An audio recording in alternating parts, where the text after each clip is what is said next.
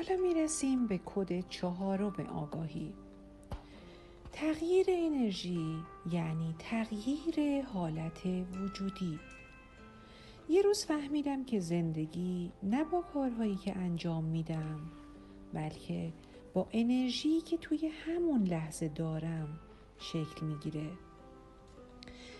قبل از اون هی تلاش میکردم شرایط بیرونی رو عوض کنم تا حال درونم خوب بشه، ولی هر بار برگشتم به نقطه اول.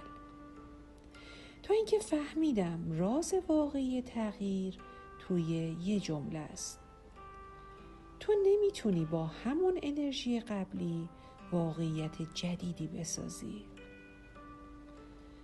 تغییر واقعی یعنی تغییر انرژی.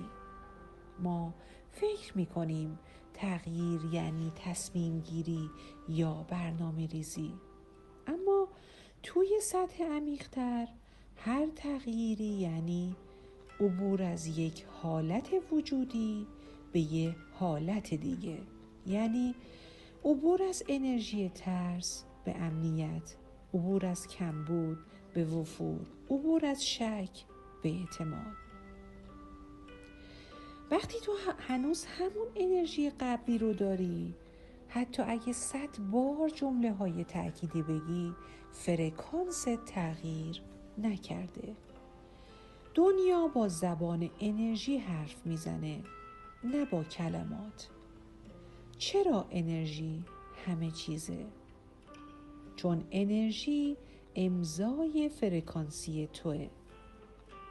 تو ممکنه لبخند بزنی، ولی اگه پشت اون لبخندت ترس یا کمبود باشه، جهان اون انرژی رو دریافت میکنه، نه لبخند تو رو. از همون لحظه است که شروع کردم به عوض شدن، نه از بیرون بلکه از درون. یه مثال براتون میزنم. یه گوشی نوکیا رو تصور کن. حتی اگه بهترین مودم دنیا کنارش باشه، اون گوشی نمیتونه سیگنال 5G بگیره. چرا؟ چون تکنولوژی و فرکانسش قدیمیه. ما هم دقیقاً همینطوریم. وقتی با فرکانس قدیمی زندگی میکنیم، یعنی با انرژی شک، ترس، ناامیدی، هر چقدر هم چیز جدید بخوایم بهمون نمیرسه، چون هنوز روی نوکیا موندیم. تمرین امروزمون برای تشخیص انرژی لحظه‌ایه. اسمش هم اینه: من الان دارم چی ارسال میکنم؟ کی انجامش بدیم؟ هر وقت که حس درونیتون تغییر میکنه. روش انجامش هم اینه: لحظه‌ای که مضطربی یا بیقرار شدی از خودت بپرس این چه انرژیه؟ بعد بدون قضاوت فقط ببینش. بعدش هم با یه نفس عمیق ضد اون انرژی رو فعال کن. اگه ترس، امنیت بفرست. اگه عجله است، صبر بفرست. و اگه کم بوده، فراوانی بفرست. یه تمرین تکمیلی هم اینه که اگه دوست داری همیشه در جریان انرژی باشی، میتونی برای خودت نشونه بذاری.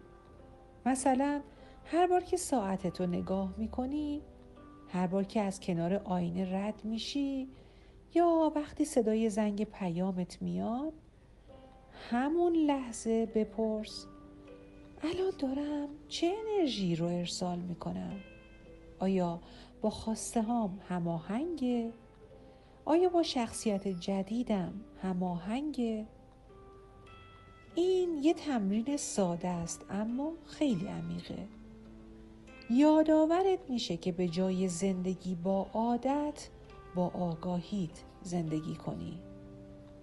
و در پایان این عبارت طلایی رو تکرار کن: وقتی انرژیم رو تغییر میدم، واقعیتم تغییر میکنه، چون من خود انرژیم.